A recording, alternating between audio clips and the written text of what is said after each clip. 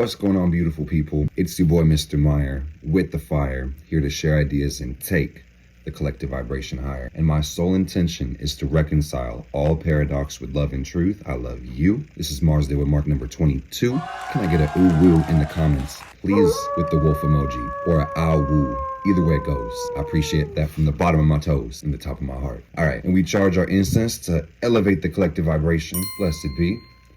I'm about to tell you about the astrology. Let me show you the chart right now. Bada boom, bada bing.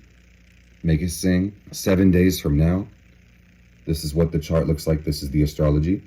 And I'm going to take some time to break it down and tell you what changes and what to expect and how this ride is going to go. So sit back, relax. I hope you enjoy this video. Drop a like if you do. And feel free to share it with your friends, man. You're actually a really lucky duck. You're probably wondering what the hell is going on today on Mars Day with Mark. I'm doing a working for my cat, my beautiful girl, Mirage. Last night on TikTok Live, I felt called to bring out the rose quartz and the moonstone. I was recommending it to a lot of people. So today, I had to go out and get one for my girl. A rose quartz and a moonstone. And I'm not giving her the thing until we charge it up, until we bless it. So what this actually is a love spell. And you lucky ducks are participating in the energy. And if you want it, feel free to claim it. Feel free to receive it just with your intention. Open up your heart and your imagination to the love that you wish to receive. Because there's an abundance out here, man. And Venus is doing some cool things, and I'm excited to tell you about it. So without further ado, let's get into it. We start this week, Tuesday, November 7th, with the sun at 15 degrees of Scorpio. And 1 week from now, next Tuesday on the 14th, the sun is going to be at 22.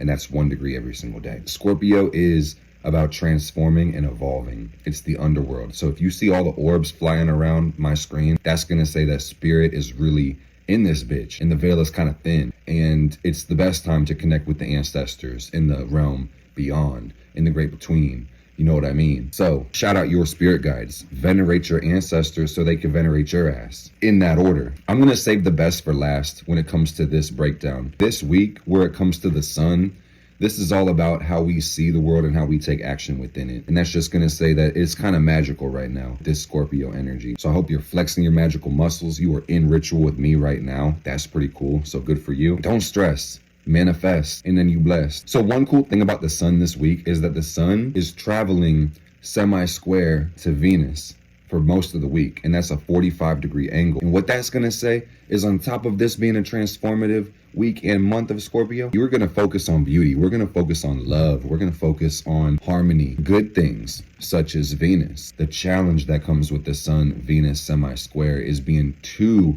invested in the beauty, in the relationships, in the aesthetics, and the standards. This is about integrity, not bending and changing or compromising your character or your principles for love or a relationship or an indulgence or something like that. But ultimately, this is a fun week. It's enjoy your fucking life. Have a good fucking time. Like, it's crazy. Even though in the northern hemisphere, we're going through the middle of fall, it feels like it's summertime with this damn semi-square. Venus is shining her light bright this week. And I really want to tell you guys that it's time for big celebration, because Venus is actually changing signs this week. On the 8th of November, which is Wednesday, Venus is moving from Virgo into Libra. And Virgo is the sign of Venus's fall. It's a very difficult place for her to be. And Libra is home for Venus. So this is the easiest place for Venus to be. Venus reflects our love nature and how we value things and relate and appreciate, and also how we meet our own needs.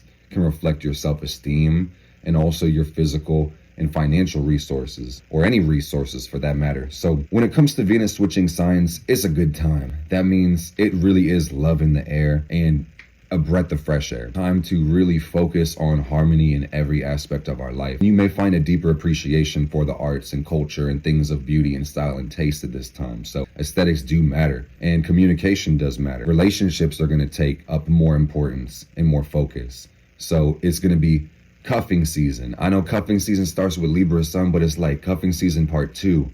Ooh. Relationships may be feeling like a need at this point. So this in itself reflects restructuring within the relationships we already have, because we all have relationships of some sort already. Recalibrating, balancing. Libra is the scales, making things equal. Fairness, by definition, is equal forces in opposite directions. So the thing I like the most about Venus Libra is it's really about getting what you like, and it's about everybody being happy at its core.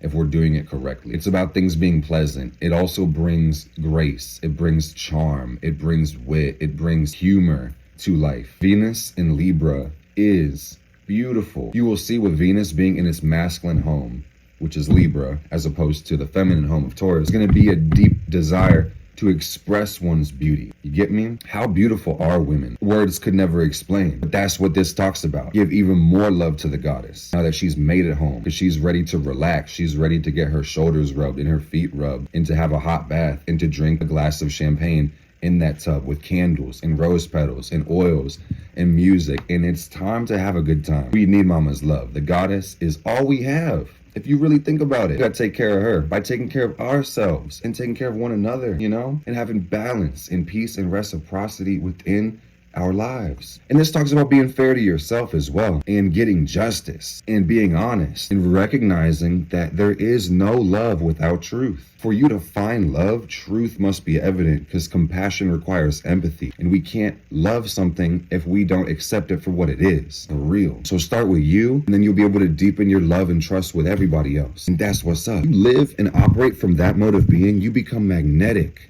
and attractive to all the love that you would desire as a person because of your emotional field. And that's what's up. So we're going to wake up on Wednesday feeling bright and fresh and exciting. Something's different and it's better. And that's why Venus is in Libra. It's going down, man. Speaking of Venus, let's talk about Friday.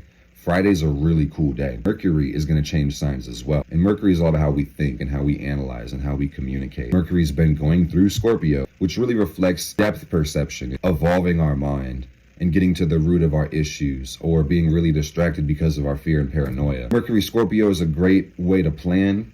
It's a powerful mode of perceiving and communicating. It also reflects self-psychoanalysis, broadly speaking. And broadly speaking is really what Mercury in Sagittarius is going to be like. On Friday, Mercury is moving from Scorpio to Sagittarius. While the ingress was great for Venus, this can be kind of challenging for Mercury. Sagittarius is its detriment sign, where it's opposite its home of Gemini. This energy really talks about broad thinking, broad speaking. When Mercury goes into Sagittarius, the left and the right brains cooperate in a way that can be very profound and insightful, but also very confusing. Mercury in Sagittarius is like a wide angle lens. It talks about the meaning behind our information, trying to find a philosophical understanding or a cosmological reason for information or experience. Mercury in Sag could also add an excitement to our life, or Mercury in Sagittarius could also inspire curiosity and need to travel, explore, see different things,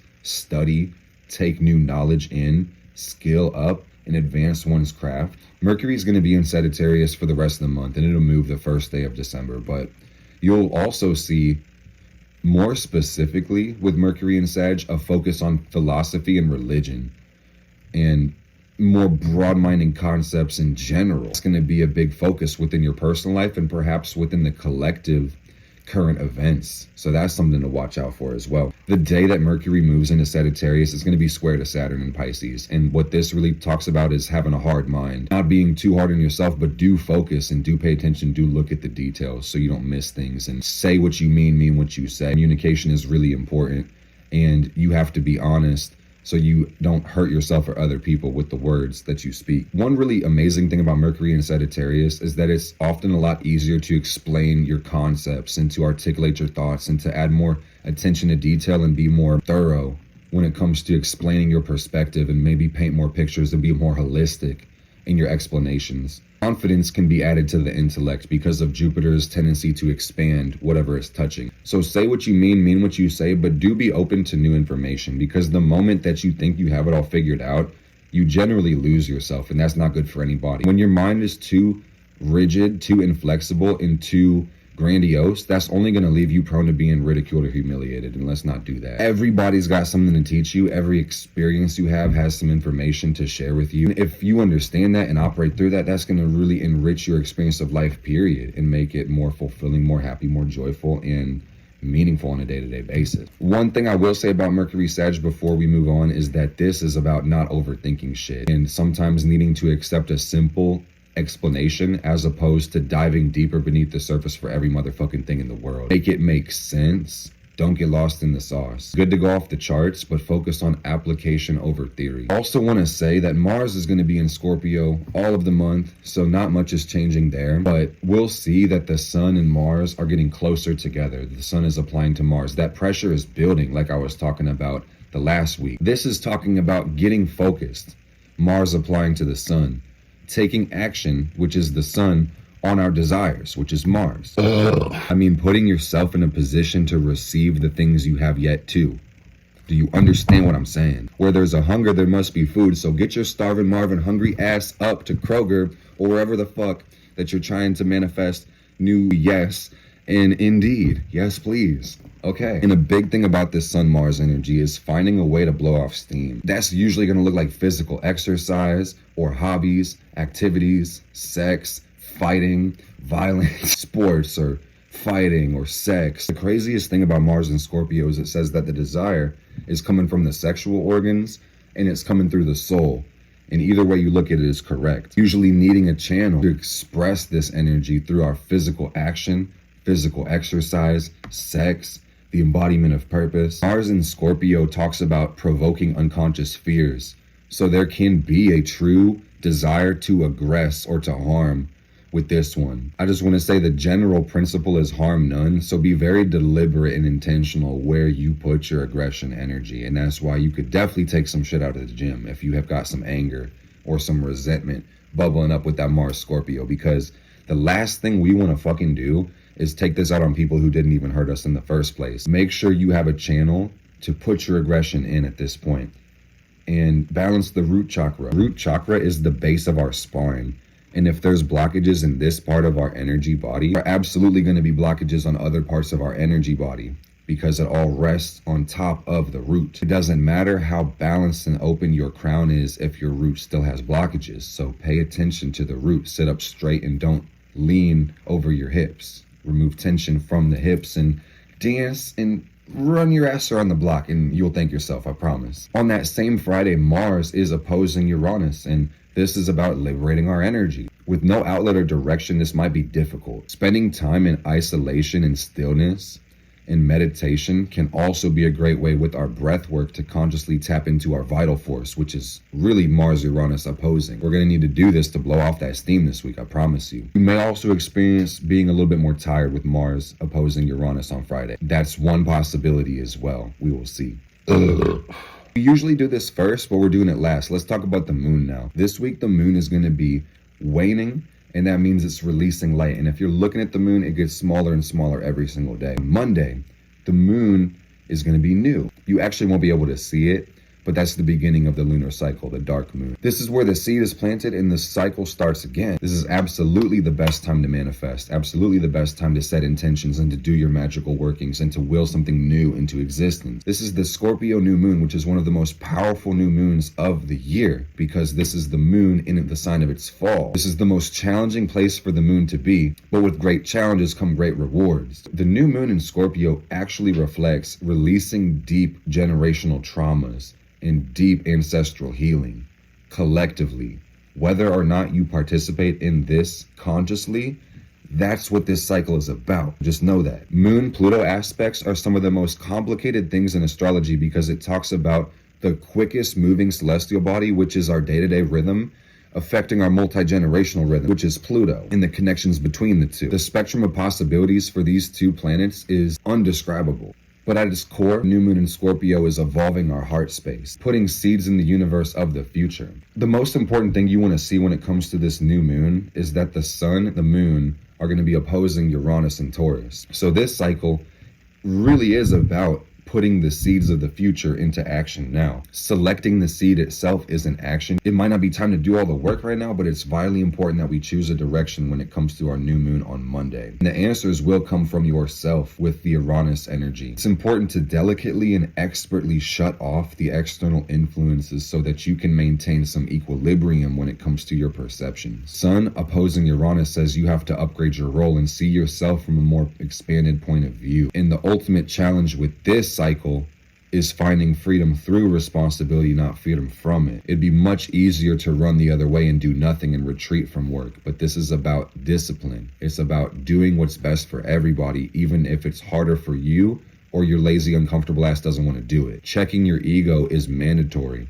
when it comes to sun afflictions. Your ego is your best friend. It's your tool. You have to use it wisely, but you have to be able to see yourself in all people so your ego doesn't get so fixated to the point where you can't change. Keep in mind the sun and moon are going to be in the same spot. The moon is opposite Uranus. This is one of those times where the change and the growth might be pretty uncomfortable. The beautiful thing is if you can recognize that as growth, it's going to be something you can take pride in and you can actually come at with an open heart and receive some joy because of your gratitude and your understanding. By the time you watch this video, Venus is probably already going to be in Libra. So this is a beautiful week with the sun shining. It's light on Venus all week. It's really time for you to focus on what you want and get ready to will that into existence when it comes to Monday. Maybe spend some time this week planning your rituals and planning your workings and how to connect with that moon spirit. And we got to do something magical. So stay tuned for that. Do center yourself firmly within your being. So when you manifest, you use all of your energy on your intention. So one more thing about the goddess before I sign off. Last Friday, Vesta went retrograde, and Vesta is an asteroid that represents our sacred will and really what we're devoted towards. Vesta has a very feminine energy. Vesta is the Roman goddess of the hearth and the home, and her Greek counterpart is named Hestia. And this represents our devotion, what we spend our time and attention towards, and really what our heart is leaning at. Vesta is in Cancer right now, so doubly so. With Vesta going retrograde until February 8th of next year, you may see that this is an adjustment period, and it's really time to be recalibrating our sacrifices to others, to the world. You might be more self-absorbed, so to speak. I can't understate the need for sexual healing when it comes to Vesta retrograde. It's a good time to work with red garnet, bloodstone perhaps, especially with Mars and Scorpio. Move our vital force through the body so it can create healing and then be used for our goals and desires and our manifestations. And with Saturn going direct very recently, Vesta going retrograde, this really is the time to be venerating the ancestors and to be connecting with the other world and to be recognizing yourself as the ancestor as well, because one day you're going to carry the torch forward. Speaking of sexual healing, I'm dropping a new video on simplified astrology very soon this week about sexual astrology, how astrology reflects sexuality through the planets, the signs, the constellations. So if you ever wanted to know more about yourself or your partner, or people in general, that information is out there. Believe it or not, man, your chart actually says a lot about you. If you haven't yet joined Simplified Astrology, hit the link in the bio and use coupon code Scorpio. And do it now because that code is not good forever. But other than that, it's going to be a beautiful Scorpio week. I hope you guys enjoy it. I hope you take time to really focus all your vital energy on what you desire so it can come to you. If you don't mind, hit that like button for you, boy. It does help me out in the algorithm. I appreciate you guys' love and support. Thank you for taking the time to watch this video. May you manifest all that you desire in this lifetime. May you be blessed. I'll see you guys next time. Blessed be, blessed we.